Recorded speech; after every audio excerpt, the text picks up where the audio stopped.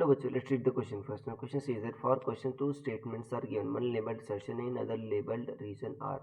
Select the correct answer to these questions from course A, B, C, and D as given below. Option A says that both assertion and reason are true, and reason is correct explanation of assertion. Option B says that both assertion and reason are true, but reason is not correct explanation of assertion. Option C says that assertion is true, but reason is false. Option D says that assertion is false, but reason is true. Assertion says that EMF of cell does not depend on size and shape of cell. Reason: EMF of cell depends on nature of electrolytes and concentration of the electrolyte. So students, आपको पता है की concept का use हो रहा है इसमें. So की concept is EMF of the cell.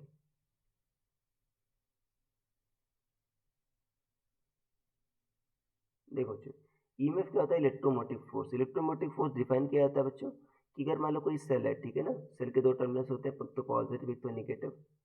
तो मान लो आपने यहाँ से यहाँ ले जाने में बच्चों किसी चार्ज को ले जाने में, ठीक है, मान लो क्यू चार्ज आप ले जा रहे हो तो डब्ल्यू काम किया.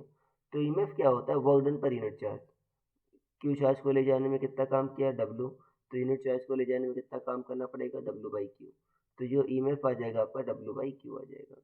देखो बच्चों, अब ये डिपेंड करता है कि कंसंट्रेशन ऑफ इलेक्ट्रोलाइट कितना, मतलब देखो अंदर इलेक्ट्रोलाइट होता है ना, जितना ज़्यादा मान लो इलेक्ट्रोलाइट डेंस होगा उतना ज़्यादा आपको, ठीक है ना, काम करना होगा. और बच्चों डिपेंड नेचर ऑफ इलेक्ट्रोड्स पर भी डिपेंड करेगा कितना ज़्यादा बच्चों वो आयंस को अट्रैक्ट वगैरह कर रहे हैं, ठीक है ना. तो नेचर ऑफ इलेक्ट्रोड्स पर भी डिपेंड करता है, वो शेप या साइज पर डिपेंड नहीं करता, ठीक है ना. मान लो आपने ये पढ़ा होगा बच्चों कि जो पतला सेल होता है ना, जो आपको मार्केट में आता है पतला, उसका भी जो आपका होता है ना वोल्टेज 1.5 वोल्ट होता है ईएमएफ. और जो एक मोटा सा सेल भी आता है उसका भी ईएमएफ कितना होता है? 1.5 वोल्ट होता है.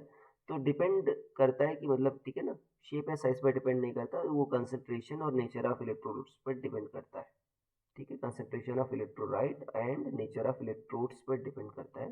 तो रीजन सही है बच्चों आपका. असर्शन, ठीक है ना, आपका गलत है. सॉरी, असर्शन भी सही है आपका, दोनों सही है बच्चों. कह रहा डज नॉट डिपेंड, तो दोनों सही है बच्चों और सही एक्सप्लेनेशन भी है, ठीक है ना. तो आपका ऑप्शन नंबर ए सही हो जाएगा. So I hope you understood it well. Best of luck.